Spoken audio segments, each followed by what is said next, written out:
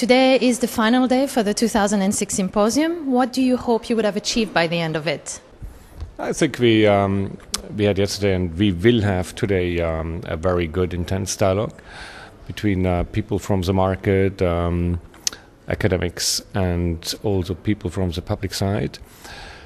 And I think the main result will be that everybody is clear in his mind what the beast in this game is. Okay, everybody talks about long-term investment, especially linked to institutional investors, and at the same time, everybody knows that there are some factors working against that.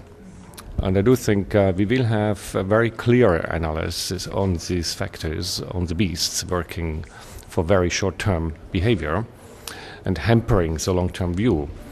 And this really is what we were up to. And together with Rémi Frey, you wrote a book about sustainable retirement planning in Switzerland. Does this conference confirm some of the findings that you have in your book? I do think so. The book is about the institutional investors in the pension scheme. In Switzerland, these are 800 billion Swiss francs in the system.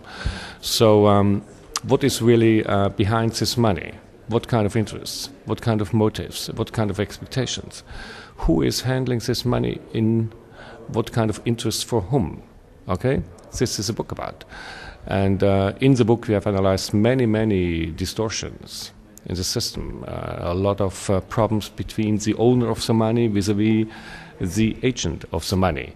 Okay, so this principal agent problem, as it is addressed in the conference today and yesterday, is one of the core themes one has to address. Okay, you are a member of a pension scheme. Do you know anything about how your money is handled?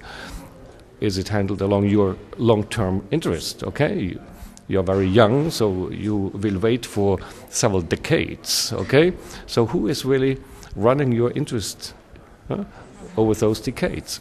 That's a very profound question, isn't it? And you started this dialogue about sustainability about 5 years ago. How do you envisage this to continue? It's already 7 years, but nevertheless, it's a young baby still. Okay. We think that when we started it, we had a plan to go for 3 years, just to do a movement of 3 years. Yeah. But in the meantime, it got us such a good success. Okay. And the interested parties which are sponsoring it, which are interested in these dialogues, the academic partners are pushing to go further. And so we do it.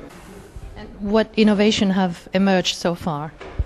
I do think we have had many innovations in the financial market with players like banks, insurance companies, boutiques, which are trying to implement what we are developing here. Several examples in the Swiss part, in the French part of Switzerland, but around Switzerland also. And you've got some very interesting guests here and very high caliber guests. Are you happy with the way the symposium is going so far? Absolutely, and we got a lot of feedback already yesterday evening. And as far as I get, probably I get only the positive feedback, you see. But anyway, the feedback I get is not only positive, it's very positive, which is good for me and my team working here and trying to make this really an extraordinary thing. Okay. So I guess we look forward to next year's symposium. Could you tell us a little bit about that? Yeah, we have the broad idea, still a little bit broad idea, but a clear idea at least, to go for an issue, the global commons on capital markets. It sounds a little bit complicated, but it's very clear. It's about what kind of collective goods, worldwide collective goods, which are important for any human being, okay, are being reflected on the capital markets. Examples are water, example is air and climate, okay, example is energy, okay, just 3 examples. So how does the capital market start to reflect those collective goods, okay, in their products and in the valuation behind the products? It's just a wave of innovation happening and starting now. And we like to be the first symposium tackling that in a systematic manner.